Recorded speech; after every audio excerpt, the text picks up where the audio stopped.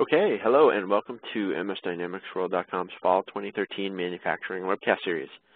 I'm Jason Gumpert, and joining us today for this session, looking at enterprise architecture for manufacturers, is Alex Anakiev. Alex is a technical architect at Microsoft, working with AX. He's also an active blogger on topics related to Dynamics AX, manufacturing, integration, and more, and we are really pleased to have him join us today. So as we get started, I just want to add a few notes. First, we welcome your questions and comments, and we recommend you use the Q&A block that you'll see on the right side of the screen. Alex does have a lot of great material to show you today, and we plan to use the full 60 minutes of this session, but please do send in your questions. We'll also be making the slides available to anyone who's curious. We'll be making those available after the session, so look for an email very soon afterwards on how to get your copy of the slides. So, without further delay, please allow me to welcome today's speaker, Alex Anakiev. Good morning, good afternoon, everybody. I'm pleased to be here and to be able to speak today on this webcast. So I will just start the desktop sharing and we'll begin.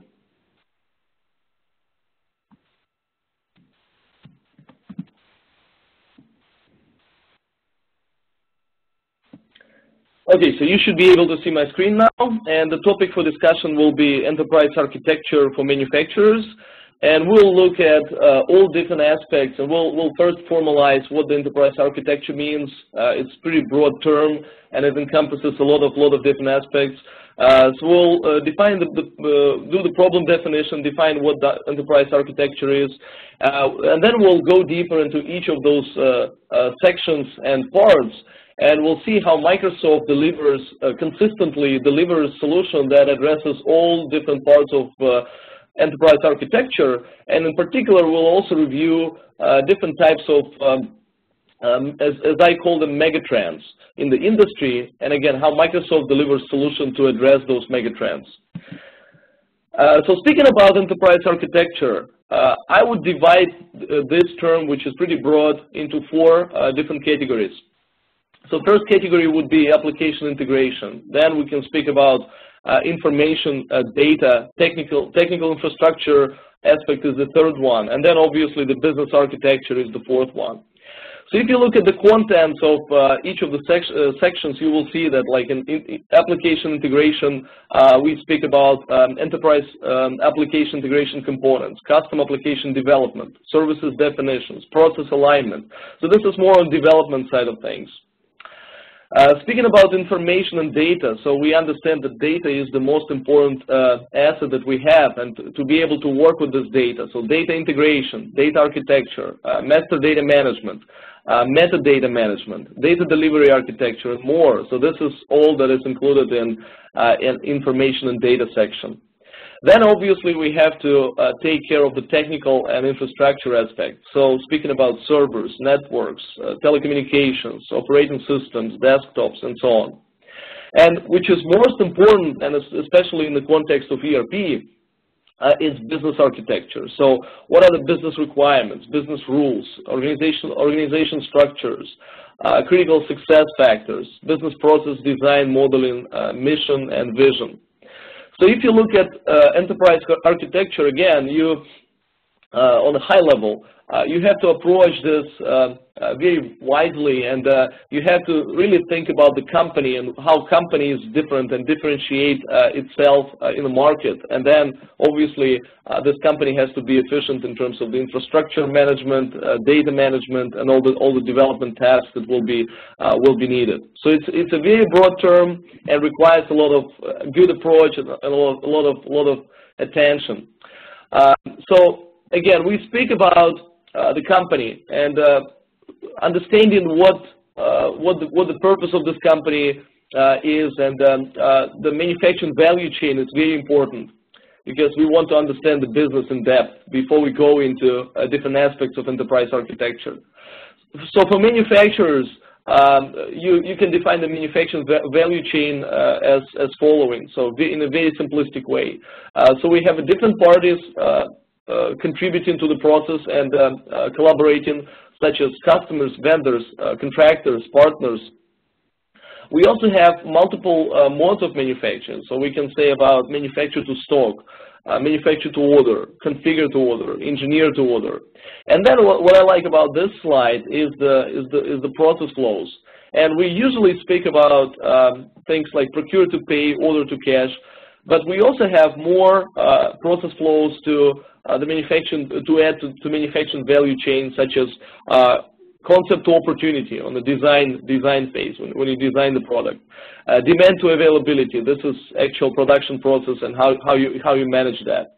And then consumption to replenishment, for instance, because not only you usually produce the product, but you have to manage the life cycle of the product and then do the service on this product. So that's why this slide is very clear in determining what we look at from the perspective of manufacturing value chain when you do the ERP implementation. So as a segue to my presentation, I decided how to be a little bit different in explaining enterprise architecture, how to potentially surprise yourself with some of the information that you have never seen or some of the demos that you have never seen before. So I decided to approach this from the perspective of industry megatrends. Again, if you look at enterprise architecture, you have to look holistically. You have to look across the board at the business, at what company does, how company can do this better, and what prevents company from doing better, and what are those trends which define the strategy of the company. So that's why I decided to approach this from the megatrends perspective. There are megatrends which are just general for the IT industry, but there are some of them which are applicable in a manufacturing context. So what I decided and what I outlined here is the cloud, and this is probably the most important trend going on right now. A lot of confusion around it. And I'm working a lot on different scenarios to kind of consumerize cloud and explain people what you get out of it. Mobility is another one, and we all have different tablets, different mobile devices such as telephones and such. Big data, very interesting, very kind of underestimated the importance of this and how you can apply this today to get very valuable business insight. Green IT, that's another trending thing for the manufacturers. Lean is very popular methodology and very popular philosophy, so I will touch upon this. Project manufacturing, that's another one with the globalization and complexity of the manufacturing processes.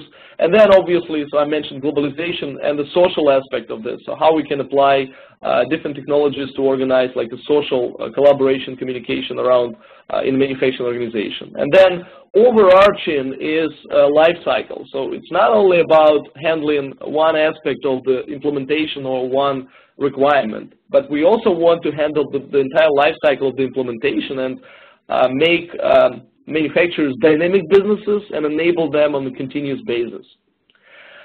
Then I will switch to the cloud. So let's speak about cloud and what challenges it poses for us nowadays. So it's a very trending thing right now, the cloud, and obviously Microsoft has a cloud platform that we built upon. And the interesting thing about cloud is that we came kind of from the legacy IT world, so from the lower left corner. And what we want to get to and where we want to get to is the public cloud ultimately, because public cloud, obviously it has the benefits and potentially drawbacks depending on the industry, depending on the customer and the requirements. But obviously public cloud brings a lot of goodness for us, and we come in from the legacy IT world. When, for instance, if you go to any big and large manufacturer right now, so it's not uncommon that they use ERP system 25 years old, and sometimes they use 25 different ERP systems, and 10 of them will be homegrown. So it's very important to standardize, to give options for manufacturers, and to get as much as possible to efficient infrastructures and efficient operations. So what I see happening in the manufacturing industry is that we're going slowly from the legacy IT, then obviously many of us and many of customers, they embrace the private cloud. Also some of them, they went to outsourcing and the hybrid hosting scenarios. But what I see we're going to is the hybrid cloud. That's the direction we go, because we have a lot of infrastructure right now on premises. And even with the release of next version, major version of AX, we'll have a Microsoft Cloud offering, but it's going to be a part of the bulk of the infrastructure still on premises. So the hybrid cloud scenarios will be very important. So that's why I stress on this, and I think in the statement of direction for Dynamics AX, the latest one, you will see the mention about the hybrid scenarios, and that we're looking at this very thoroughly to enable manufacturers to become dynamic businesses and make use and leverage the latest technology. So that's just a very high-level view at the cloud. And speaking in particular about how Microsoft delivers solution for the cloud, and how Microsoft addresses this megatrend. And I will speak about each megatrend and what Microsoft has to offer for each of them. But speaking about cloud, it's about Windows Azure. This is our cloud platform, very robust, and it allows you to do, it provides the capabilities for infrastructure as a service, platform as a service, as well as the software as a service. So as you know, the next major release of AX will be software as a service on Windows Azure.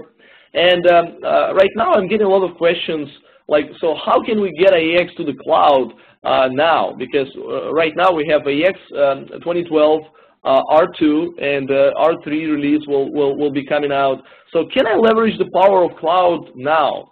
And I can say yes, with the help of infrastructure as a service and the virtual machines infrastructure that we have in Windows Azure, you can do that. And I can very quickly show you one small example of how I approach this task and how I basically using the power of Windows Azure platform. So right now on your screen, you should see my Windows Azure portal, and I have multiple elements. So if you look at, for instance, the virtual machines, I have one virtual machine which is called Alexani, and I can see the dashboard. I can monitor the activities. But the interesting thing about this virtual machine is that I installed AX on it. So technically, what I can do, so not only I have a full access to this, to the specs of this machine, to the endpoints. For instance, I enabled the remote desktop to this machine. I can do the configuration. I can scale up and down on demand. So, for instance, this machine right now is using the 8-core processor and 14 gig of memory, and this is extra large. But I can go as much as to A7 size, 8-core, 56 gig of memory, and I can do the distributed install as well to bring up, let's say, like 3 different virtual machines and have different components of AX installation running on them. SQL Server, the AOS, and the client. But what I did in particular is the developer install, so single box install. And basically, if I go into my cloud AX, this is AX 20. So what I've got here is AX 2012 R2 installed as infrastructure as a service on the VM, on the Azure VM. And I also have here SQL Server 2014 CTP1. And basically, as you can see, that you can pretty nicely navigate and do the tasks that you need. The internet connection here is amazing, so I was able to download all the bits actually to install the SQL, to install all the other components. Like it takes 4 gigabytes of data, it takes like seconds, literally, or minutes the most. And then you can basically see the response time is pretty good, so I can go and create, let's say, some of the information here about the global address book and navigate back and forth and see the data and do some other manipulations. So this is AX 2012 R2 as infrastructure as a service. Oftentimes I get questions about, do we have references of production instances of AX running as infrastructure as a service? We don't have much, but we run an initiative in the Dynamics AX field right now to basically deploy the demo instances of AX 2012 R2 on Windows Azure and make them available broadly throughout the US Dynamics field. So that's the initiative that is going on right now. So I'll switch back to my presentation for the sake of time, and we'll go further into the content. So speaking about mobility, I divided this for simplicity into 4 main categories and 4 main subcategories, sub-problems, let's say like this. So the cross-platform requirement is very important, and if you know that we released multiple mobile applications for the telephone and for the tablet, and basically we're targeting Windows, obviously, because we want to be and we will be the best on Windows and best in class on Windows as Microsoft. But we also targeting iOS and Android because we understand that there's a significant market share for the mobile devices for Apple and for iOS and Android. We released a mobile phone application which is available, for instance, not only on the Windows tablets, Windows 8 devices, and the Windows Phone 8, but also on iOS and Android, and you can download this basically, and then you can install this not only from Windows Store but also from Apple Store and Android Store. Cross-device, that's another consideration, and the industry, kind of like informal industry term, is BYOD, bring your own device. And what I'm saying here is that we, regardless of the form factor, we have to provide a consistent experience across all the form factors such as phone, tablet, and of course PC.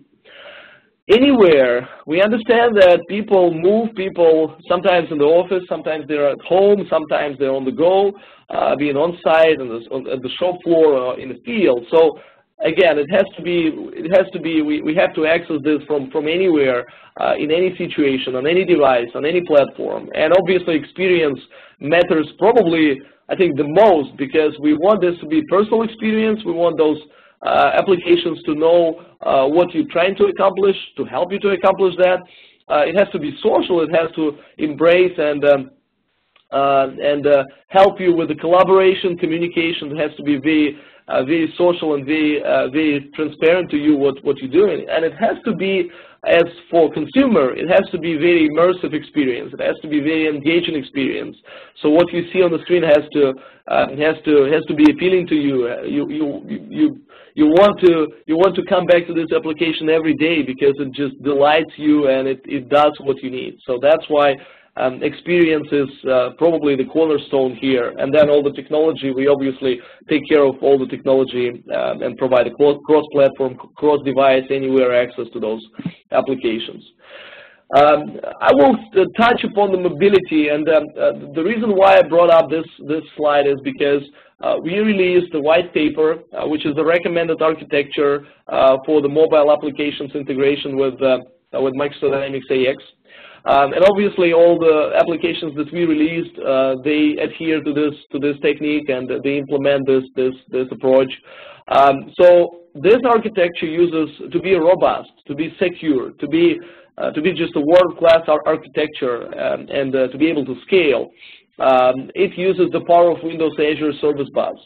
So basically, this is the components involved. So we have the ADFS taking care of the authentication. We have the Dynamics AX phone application. We have the Service Bus that basically orchestrates and takes requests from mobile applications. And then Service Bus is connected to what we call a connector for mobile applications that implements the services interface, and then ultimately the data lands in Dynamics AX 2012. So in particular, if you guys are not familiar with how this works, again, it works in a very scalable, very performant way. It works blazing fast. But the most important thing is the security, and because when you have a service bus, it's not the service bus which establishes communication with Dynamics AX. Dynamics AX is instead is listening to the service bus. So think about there is no need to open the port, for instance, for communication. So there is no, you're not opening any holes in your security. So AX is securely listening to the service bus. The authentication is taken care by the Active Directory Federation services. And in a very secure, very performant environment, you get those amazing experiences with the mobile applications when, for instance, right now with the standard applications we released, you can do the expense management, expense submission, you can do the timesheets submission, you can do approvals and other things. So very important to understand the security of this and how this is robust and how this provides the scalable and performant way to do the integrations with Dynamics AX. Big data, for last couple of days, this was my favorite topic, and actually there is a lot of confusion around it. And for the sake of simplicity, I divided again this into two parts. So let's discuss the business scenarios, then the technological part of it, and then I will show you the Hadoop demo, and we'll show you the example how you can apply this technology in the real life. So the business scenarios, essentially you can simulate and model any part of manufacturing process with the big data. So it's about engineering, modeling, and simulation. So in particular, we speak about demand forecasting, supply chain planning, capacity planning, resource scheduling, inventory optimization, and OEE optimization. So overall equipment efficiency optimization, which is the subject for my demonstration. So technology, what is the technology that enables us to work with the big data? So and what the big data is in essence. So the big data is the term that basically describes the collection of the large data sets. And there is no way, because of the complexity and the size of them, there is no way to work with them using the traditional tools and the relational databases, because there is no even way to present this data in a structured way. It's usually either semi-structured, unstructured, or it may be a combination of semi-structured / unstructured data with some of the structured data. And the challenges posed by big data are, it's called 3 V's. So the volume, the amount is enormous usually, and you collect the data, but you have no ability to analyze and get business insight out of it. The velocity is high, so the speed of the data in and out is high, and the variety of data it's ranging. Different types, ranging through the different types of sources and different types of data. So that's why we have the technology called Hadoop. The Apache Hadoop is the open source software framework that supports the data-intensive distributed application. So if you're familiar with the grid computations and how you can do the computations in a distributed way with the different nodes and optimized and which can handle a lot of data and a lot of intensity. So Apache Hadoop platform, it's a platform. It consists of number of components such as kernel, there is a MapReduce engine, there is also Hadoop distributed file system. And there are more other components such as Pig and Hive and other things, so I'm not touching upon this. So what does Microsoft provide in this scenario for the big data? So we have the full-blown implementation of Apache Hadoop in Windows in the cloud, in Windows Azure, which is called HD Insight.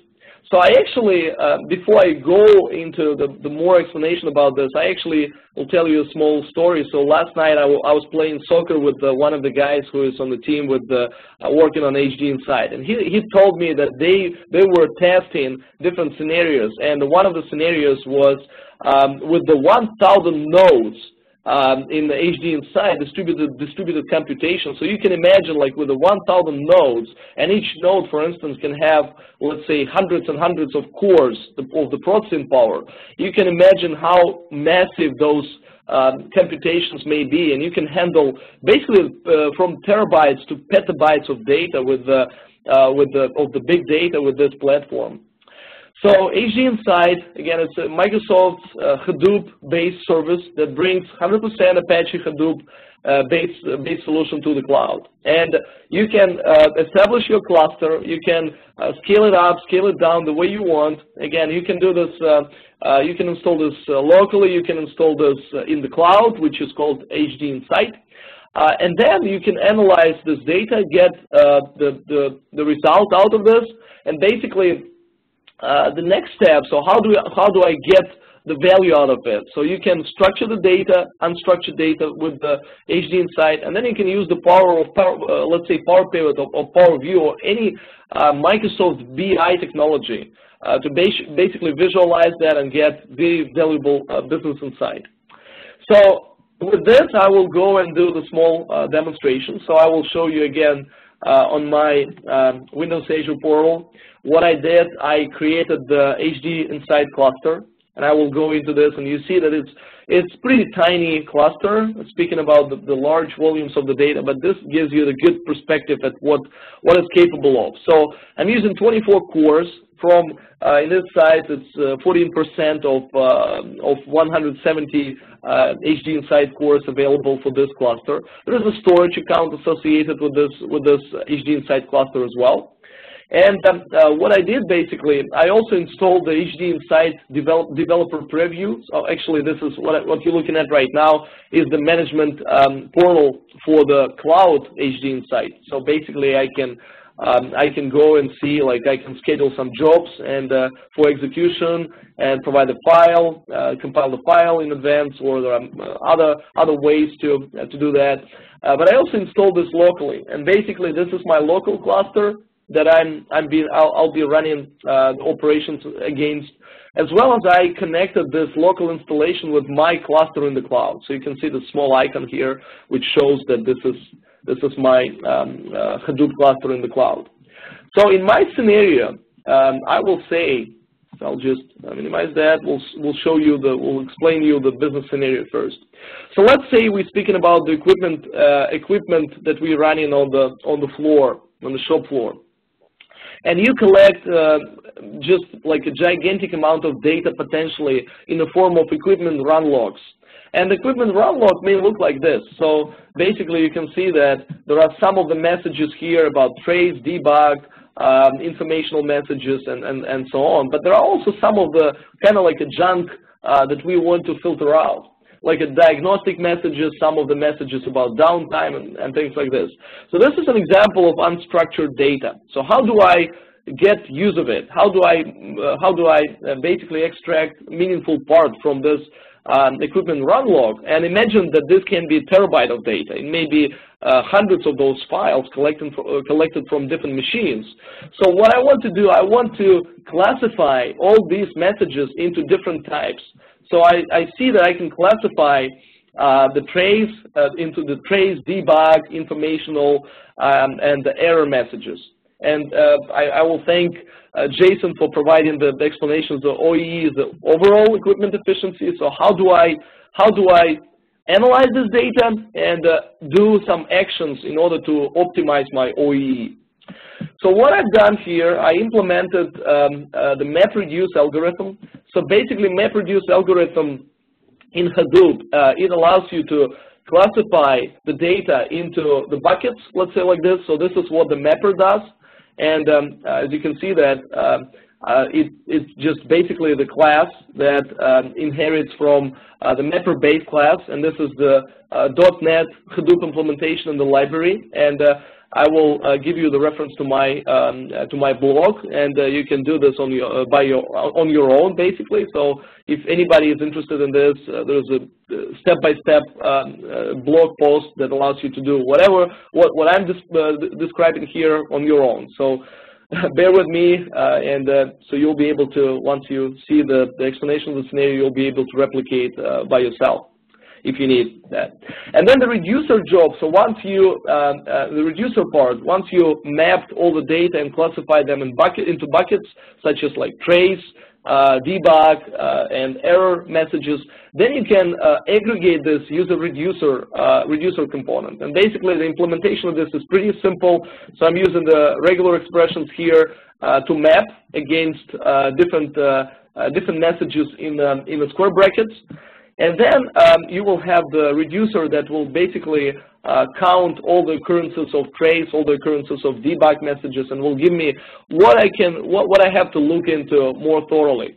And then you will execute the job, and this can be done just as simple as this, using this is the standard default Hadoop account, and I'm using the local host, so this I will execute this locally. So once you execute this, what will happen, and I will skip this part for the sake of simplicity. So from here, you could just press F5 and execute this, or there is a component called MapReduce Runner that allows you to execute this against your, let's say, cloud instance of your cluster. But once you execute this, the system, the Hadoop will do the distributed calculation, and in my case, just a very simple calculation, and then it will compose the file. So you see that I will put my file into output folder. So as soon as Hadoop has its own file system, which is called Hadoop HDFS, then you can use the Hadoop command line, and you can just simply get access to this from here. When you install the local installation, it will give you the Hadoop command file prompt. So once you get the result, you can get the result from the file in the Hadoop. You can just simply download the file, and it will have the classification into multiple types of messages like debug, fiddle, informational, trace, and then there is a one which is unclassified because I added the empty line in my file, so that explains it. And imagine that this can be much more meaningful data, such as data about the reasons for your downtime, the reasons for your breakage, some of the indication of the leakage in your machines of different, like oil or something else. So once you have this file, then you can leverage, and I just simply loaded this to Excel, and then you can leverage the power of Excel to do the very powerful visualization. So basically, you can just simply select the table here, and you can do any kind of visualization you want. So, for instance, I want this kind of chart, and it shows me that basically the most of those messages are trace messages. So, may not be that bad. So I have 7% of fatal errors. I have some of the informational messages, debug messages, and most of them is just a trace. But again, you may be analyzing data such as the reasons for your downtime, and then having all this data about the downtime reasons classified. You can say, okay, so my reason of downtime is like my machines are being overheated, so I have to basically cool them off appropriately and potentially invest into some of the cooling system, and then this will increase my overall equipment efficiency, and basically I will be much more profitable after that. So oftentimes manufacturers, they have data, but they have no means and potentially no expertise to get any business insight out of it. So with the HD Insight, with the Hadoop implementation, Microsoft allows you to finally use the data that you have. So a very simple example, but yet very powerful. And if you're curious about how to do this on your own, so there are two different blogs that I posted actually this week, September 11, in regards with Hadoop big data using .NET. So for the guys who have .NET experience and how to basically, here's the source code with the explanation about NUGGET packages that you have to load, and for MapReduce and things like this. And this is the result of this, as well as I have posted a scenario for Java. So for you folks familiar with the Java platform, then you can use this as well, or just for comparison to see how you can apply this in .NET world versus Java. So this concludes this part with the big data. Hopefully you liked it and you found this useful, because I see many more applications of this. And we can keep going with the rest of the megatrends and getting more and more into details and into the realities of manufacturers nowadays. So being manufacturer, I mean, it's very tough, but it's very rewarding as well. If you use all the different knowledge and all the different technology and the best industry practices around you. Speaking about green IT now, so let's say that what are the factors, main factors? So statistics shows that energy and water are the most. They contribute the most to the cost of your basically commodities. And if you can just simply reduce the usage of energy and water, you can dramatically reduce your basically reduce your consumption and cut your costs and be much more profitable. There are more aspects to the green IT factors, such as gas emissions and the waste. So if you will minimize the waste, obviously you will become much more profitable, as well as you may avoid some of the penalties and some of the fees associated with not adhering to the gas emission standards. So the factors. Those are the factors. There are solutions available as a part of Dynamics AX platform, as well as some of the external solutions that you may want to, or ISV solutions that you may want to leverage. So the solutions like matter and control, the emissions management, the asset monitoring and inspection, and the preventative maintenance, audit trail and reporting. So those all solutions give us opportunity to optimize our business process, become more green, the operations to become more green, and save tremendous amount of money. So opportunities are like to monitor and optimize usage by reducing the consumption during non-peak activities, or by rescheduling something to happen at off-peak activities or off-peak times. We can manage emissions of controlled substances. We can avoid penalties and to comply against the emission standards. We can monitor, detect, prevent, and mitigate environmental transgressions, because ultimately we live in this world. We want this to be a clean world, right? So it's not only about money sometimes. I mean, it's also about the environment and how we contribute to the goodness of the environment. We can avoid equipment breakdowns, and which may potentially result in costly leaks and spills and so on. And we can obviously, during the audit, we can be much more comfortable and better shape if we can just reduce the cost of this regulatory compliance and avoid those fees. So Microsoft has environmental sustainability dashboard and the internal controls module in AX, and not many people know that this not only has the environmental sustainability cube that allows you to get the huge business insight into the process, but also it allows you to integrate seamlessly with other modules in AX, such as AP, for instance. And if you want to pay a vendor invoice based on information that you have in your environmental sustainability module, you can just simply generate the vendor invoice automatically. As well as it provides many more features, such as mattering control, so you can record the matters and then analyze this. And this is again powered by the environmental sustainability cube. And this is the example of the environmental sustainability dashboard.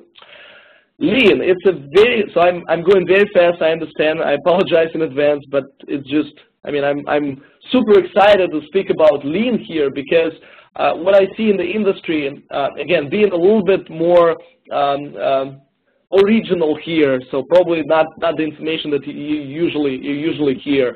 So what I see is people certainly understand Lean as a continuous improvement process, and waste reduction and other things. But what I also see that obviously there is another side of Lean. And this side is some of the groups of people, they speak about very radical transformational whole system change, as opposed to traditional understanding of Lean in terms of the basically the stable and the gradual and small improvements and continuous improvement.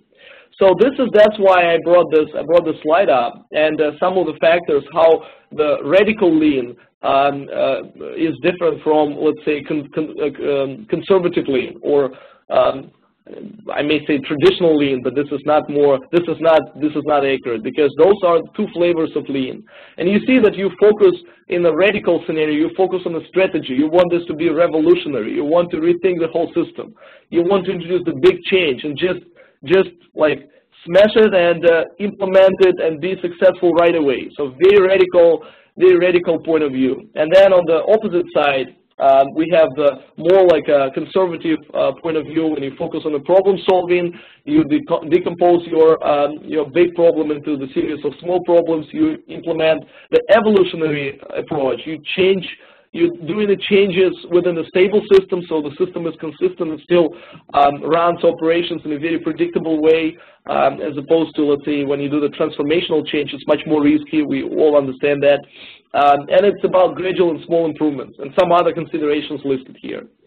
I also want to stress that all these megatrends, they are interconnected. So, for instance, lean and the green IT that I just described.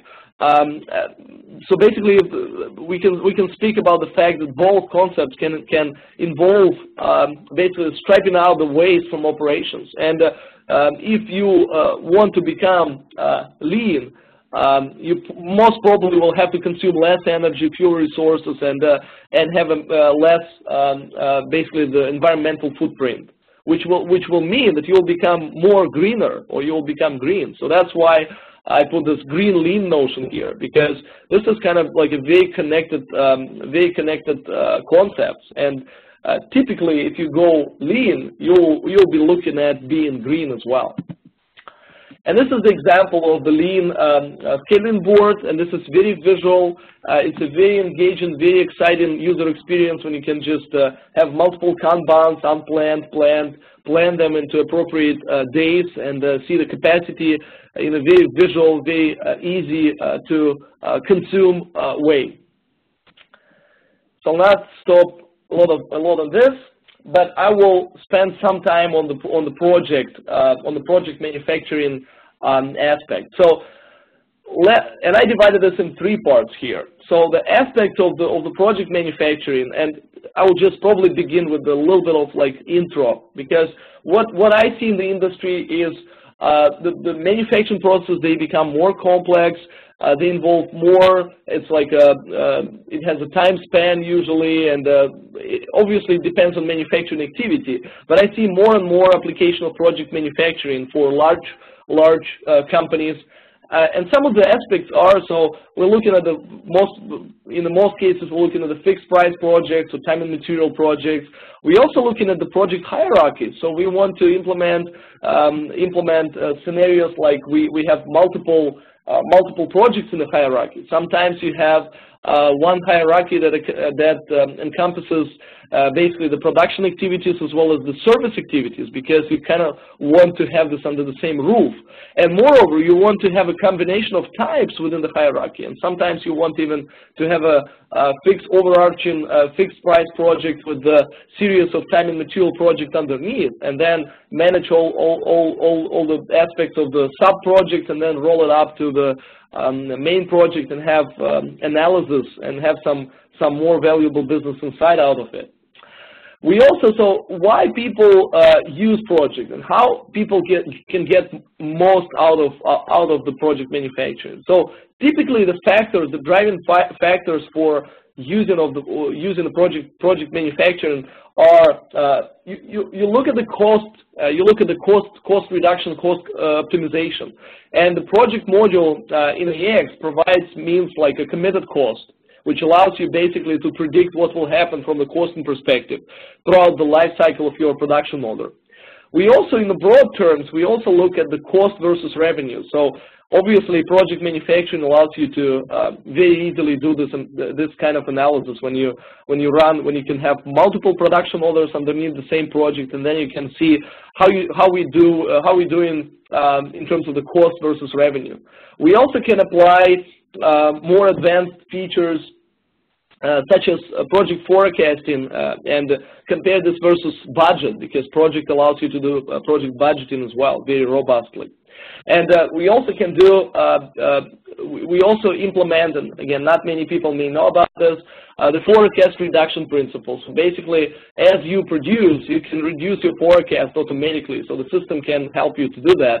So you will have a dynamic forecast, dynamically reducing forecast, and you will see how close you approach into completing this forecast. So very, very powerful abilities are included into project manufacturing in Dynamics AX. The business scenarios, they include usually the project management, project contracting, service management, enterprise asset management, plant maintenance, and resource cabling. So this is the most typical business scenarios within project manufacturing. And then an example of the project manufacturing, what I provide, again, this is the project production order, and you see that we consistently track how this production order is linked to the project. And I also brought this smaller screen in the middle of the screen here about the committed cost. So basically, it allows you, just to speak a little bit more about this, you can have multiple posting types on the project production order. You can have a posting type which is called finished or consumed. So if you're looking at the finished, you will track your committed cost based on transactions for the finished good. So typically it's a one transaction for the finished good, and the cost of this will may be reflected in the committed cost. If you're looking at the consumed posting type, then you will have the more detailed breakdown. So the system will record the committed cost for all transactions for the components of your bill of material, as well as all the operations within the route. So you will typically have end transactions in the committed cost and have more visibility and more business insight. So you decide what approach to use, either aggregated with the finished posting type or more detailed with the consumed posting type. But the interesting part is that when you estimate your production order, the system will create a committed cost, then you can do analysis, you can roll this up to the level of the project itself if you have multiple production orders, and then as you go and produce for the finished posting type, when you do the reporting as finished, the system will basically reverse committed cost. So it's kind of like a work in process type of transaction, and you can see that this committed cost, you will know what to expect from the costing perspective. And if you use the consume posting type, the reversal of the committed cost will happen once you consume. So it's either pre-flush when you do the start and consume and post the pick and list and the route code journal, or if you do the backflush, and again this will happen as report as finished step when the consumption will happen against your material and the labor. So I encourage you to explore, and again you'll be laughing probably, but I have blogs about project manufacturing covering different aspects. On my manufacturing blog, you can find a pretty detailed example with all the details of all the behind the scenes about the transactions. And again, on my manufacturing blog, you can easily compare discrete versus lean versus process versus project with the documents, pretty large documents, but they are divided into parts, and you can see all the transactions, all the mechanics, and how you can apply this in the real world scenarios. So I encourage you to take a look and make use of project manufacturing on your projects if applicable. Let's speak about globalization now, and I have another demo lined up to highlight the globalization and importance of this. So some of the aspects include the global business organization. So we see more and more global AX deployments. So we have huge companies implementing transnational across different continents. So we have like a huge deployments of AX for the huge customers. So obviously this involves and this includes the international trade. But the scenario that I will be talking about is kind of very interesting and very exotic, I would say. But I see this more and more happening in the AX deployment. So this is about what I call tax havens. So imagine that you have low tax countries and people looking for the opportunity to reduce and optimize the cost. They will put their business into the low tax countries, and they will potentially they will want to book the bulk of the revenue in the low tax countries, at the same time running operations in the country of residence. So and this is applicable for European market as well as the U.S. and Asian, so across the globe. And speaking about North America, I can say that we have countries like Panama and Costa Rica providing the low tax environments, as well as in Europe, it's traditionally Luxembourg and Switzerland. And we have some of the countries in Asia as well, and in other regions being the tax havens. So I will come back to this in a second. But some of the other things like include economic globalization, socio-cultural globalizations, and global workforce. So all sounds familiar, isn't it? Of course. So the business scenarios include holding company, mixed company, and principal company. And the interesting thing that I've done, I implemented the principal company structure in Dynamics AX 2012. And basically, what it just to do for the sake of the cost reduction and booking the revenue in one of the low tax countries. In my example, it's going to be the Panama and the U.S. operations. So the companies in the U.S.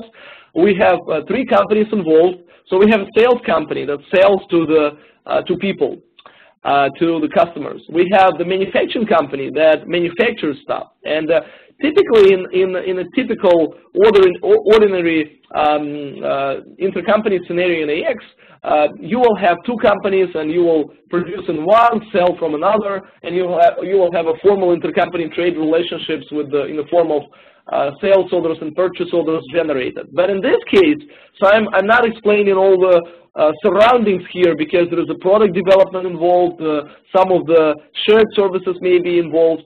But what I need here is just the third company, which is the principal company. And let's say that this company is in Panama, and we want to leverage the low taxation rules in Panama to book the bulk of our revenue in Panama, as opposed to booking this in the United States, for instance. Again, if it's legally for your sub-industry and within your scenario, if it's legally acceptable, then you can apply this kind of situation. So then what will happen? You will place the order in a sales company. This order will flow into principal company. From the principal company, this order will flow into manufacturing company, and this will represent the demand in manufacturing company. So as opposed to the classic scenario with the 2 legs and 3 legs intercompany orders, when you do the original sales order and then you have 3 orders, or when you do just intercompany sales order, which results in intercompany purchase order and vice versa. Now we have 5 documents, 3 companies and 5 documents, and I'll be focusing on the supply chain transparency and supply chain visibility and automation. So how to make it happen. And I've done the implementation of this on in this case it's a local machine. So I will just log into this machine, and what I have here, I have 3 companies. One is the sales, another one is the principal company, and the third one is manufacturing. Sales company and manufacturing company, they belong to the United States. Principal company is in Panama.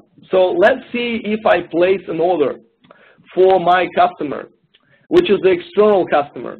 And in this case, actually, it's a European example. So I have Spain and Switzerland, but it will not change in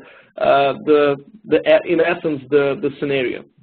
So I will create a sales order. I will create this product. So on this product, I have the default vendor, which happens to be intercompany vendor, and this will basically allow me to generate this intercompany chain. So what I did here, typically in AX, when you create those intercompany orders in 3-leg intercompany orders with the original sales order to the external customer, you have to close the form once you've done all the changes and you selected all the items. Then you have to close the sales order form before the intercompany chain will be generated. So in this case, it's kind of like a problem. So we have 5 documents in the chain. So we potentially can do this without any further automation, just by closing the form once, going to form again, and just closing this again. This will create 5 orders if we have appropriate configuration, which I do. But what I've done, I further automated this, so it looks like this. So basically, I added the intercompany chain button here, which will basically go and generate all 5 documents for me. So let's see how this works. So I press this button, and basically, in a matter of less than a second, it gives me 5 documents generated. So basically, let's look at those documents, and I will do this. I will just minimize. You can navigate to them from here just by clicking on the show button. So probably I will do that. So I will show the second one, and I'll just a little bit rearrange my screen here. So this is my original sales order. Obviously, there is a purchase order in the same company, but I'm just showing the sales orders for the sake of simplicity. And then I will go into manufacturing, and again, we'll show manufacturing sales order. So just so you believe me, so if you go to the purchase order here, you will see that it's in fact there is a purchase order in the same company, the sales company, as well as the purchase order in the principal company, which have been created. So just so you see all the documents, and you believe me completely, right? So this is the purchase order in the principal company. As you can see, ICP stands for the principal. So now what I want, so not only I want to automate this from the supply chain perspective, but I also want to do things like, so first of all, I want to transfer the cost properly. So as you can see that I started with $31, then I went in the principal company I have 30, and then and I'm selling this to my in manufacturing company I'm selling this for 16. So basically you can see that in the sales company the margin will be $1 because I sell here for 30 and I sell to external customer for 31. So the margin is a nominal margin, $1. In the principal company, as opposed to all the rest, we have the most margin. So we have the margin of $30 minus 16. So we book $14 of revenue in the principal company in Panama, leveraging basically the low taxation rates in Panama.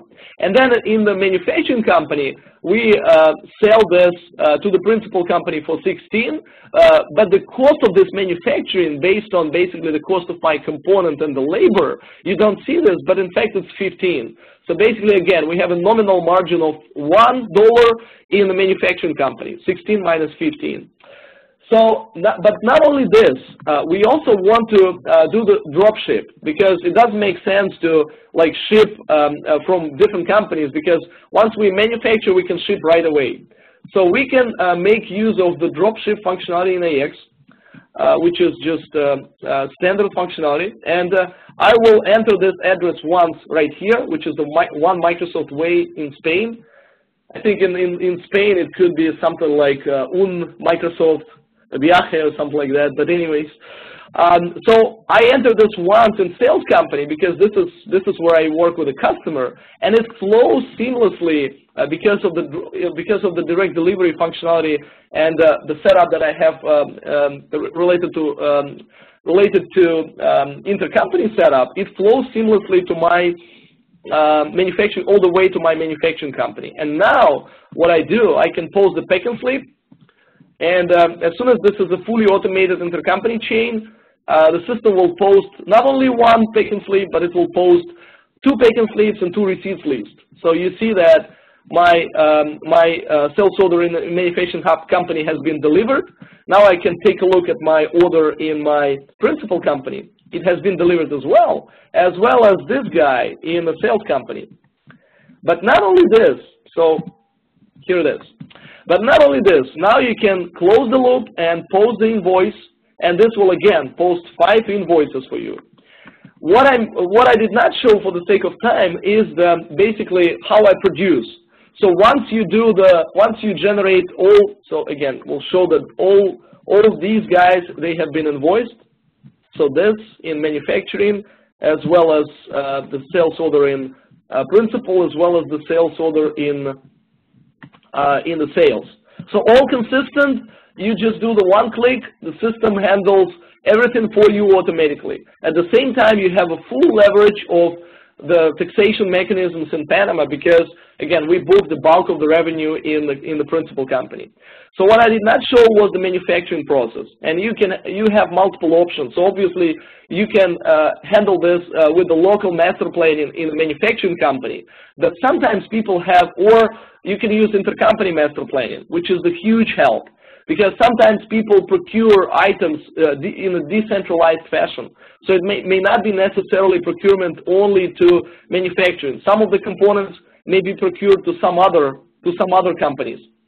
And in this case, you can create the intercompany master planning group, execute this, again, with a one click, and with the intercompany demand will flow seamlessly, and all the appropriate, let's say, transfer orders will be generated, or some other things will be generated to basically, or sales orders and purchase orders to get those items procured to appropriate company and to be able to deliver based on what customer wants us to do. So this concludes scenario with the principal company model. There are more to it, and I encourage you, if you're interested, to go and visit my blog. Again, don't laugh, because I have blog for everything. In this case, it's a series of 3 parts. So first of all, I'm focusing on the setup and configuration, because, and this is the explanation and the information about the transfer of cost, the supply chain operation, and other aspects that I did not highlight. For instance, security, because again, you don't want manufacturing users to see that there is a principal company involved. So there's a security setup as well. Then I have a second part which focuses on creation of and execution of your intercompany chain. And the third part takes care of the development, the small automation. It's very easy to do. Just automate this completely, as well as the security aspects. So I see we're approaching the top of the hour, and I have a couple of more things very quickly to rush through, and we'll wrap up after that. So from the social perspective, it's all about Dynamics AX, Dynamics CRM, and I would stress on Yammer, because Yammer is the leading enterprise social network. It's now used by more than 200,000 companies worldwide. And what you can do, hopefully you had a chance to look at the Yammer and know what it is, you can embed your Yammer feed into CRM or into Dynamics AX role center pretty easily. So I'll not be touching upon NetBreeze for the sake of time, but again, you have this information on the slide, and if you're interested in more like a social analytics and monitoring, you can review what NetBreeze, that was acquired by Microsoft, brings to the table in conjunction with Dynamics CRM. And some of the business scenarios in Dynamics CRM, they include the vendor management, channel management, return management, logistics, product design, and the project management. So this is very important and sometimes underestimated, the importance of CRM technology in manufacturing scenario. So how do I relate work to people? How do I embrace the collaboration, communication, and make it simple, make it flow, make it fly? And this is the example of the social with the Yammer feed that you can embed into CRM or Dynamics AX pretty easily and organize communication internally as well as externally. And unfortunately, I have probably not enough time to touch upon lifecycle management services, but this is very important. So this is again the overarching structure that it's basically online and web-enabled collaboration workspace for partners, customers, and Microsoft that allows you to deliver the predictable implementations and manage the life cycle of your implementation. So if you had no chance to look at lifecycle management services yet, please go and do that. It's available on lcs.dynamics.com, and basically when you log in, you can create a project. You can make use of one of the templates, and in particular the APQC template, the American Productivity and Quality Center template, cross-industry that we provide. And you will be able to manage your implementation across all the different phases, starting with analysis, design, development, deployment, and maintenance. And it has multiple tools available, such as the business process modeler, license sizing estimator, customization upgrade analysis, usage profile or system diagnostics, issue search, and more. And we added more and more to it, and I definitely encourage you to use it. And this is an example of the APQC template for cross-industry. And just probably before I completely wrap up, I will just very quickly go here. So this is the LCS landing page, and I have a couple of projects created, and hopefully this will let me log in, and we'll just re-log in here very quickly because I wanted to show you I will be able to do this, hopefully.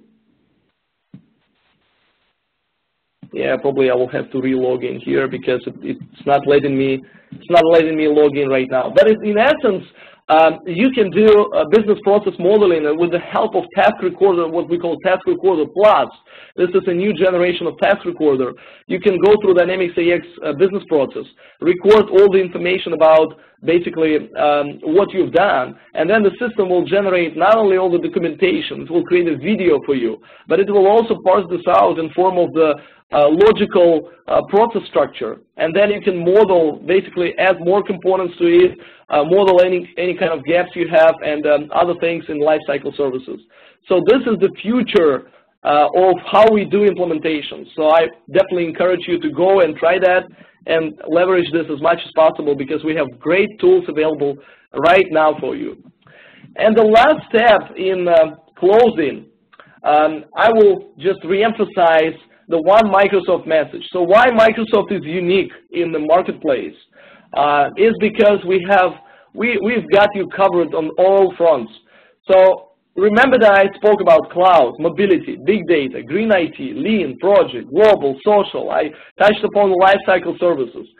So Microsoft has a solution, and it's a part of one big Microsoft solution for manufacturing companies. You can see, like within the cloud, we leverage the power of Windows Server platform and Windows Azure platform. On-premises, in the cloud, in the hybrid scenarios, it doesn't matter. We have it. Mobility, the Windows Phone, Windows 8, Surface tablets. Great story here. Big data, HD Insight in the cloud, HD Insight on premises, Hadoop, Excel, Power Pivot, Power View, some other very nice big data BI tools. On the green IT, we have the power of the SQL Server platform with the SSAS cubes and environmental sustainability functionality, which is integrated with other modules in AX.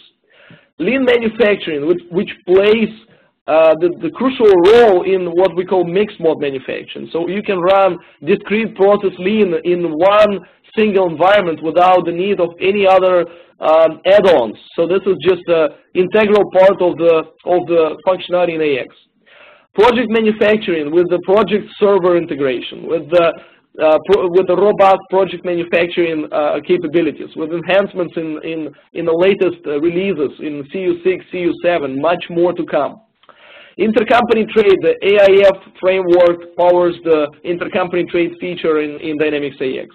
On the customer relationship management, the Yammer and the CRM and AX, the social aspect of this.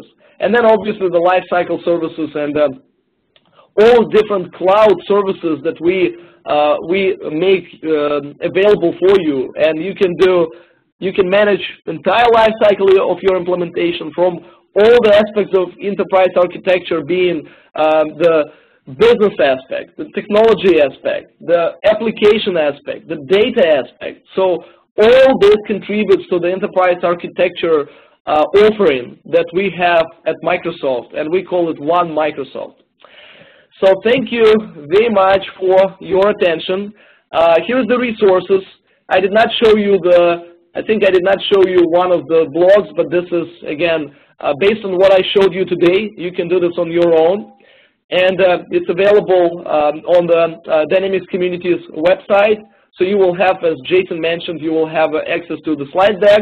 I have many more stuff that I published and what I'm going to publish. So if you have any questions or any interesting things that you want to discuss, please feel free to reach out. I'm very open for discussion when it comes to enterprise architecture, cloud, manufacturing, development, integration, data management, feel free. Will be very good to speak with you, and thank you for attention. And hopefully, if you're still there, and if you have questions, we can probably take some of them, and I'll definitely take some of them offline as well. All right, Alex, thanks so much. Great job getting through so many different topics in just over an hour here. This is a time when we can take a few more questions, and please do enter yours in the Q&A block in the lower right of the screen that you'll see now. We do have a few that have come in already, Alex. I'm not sure you've seen all of them, but I can run through some of them here. So yeah, if you please, yeah, call out some of them. Yeah, this first one goes back to the to showing off the Azure VMs, and it asks, can we have project server integration in a VM? So demo VM, it depends. Demo VM, which is available on partner source, or just a cloud. So if in the cloud, I did not try this myself. I think there is no problem to have it.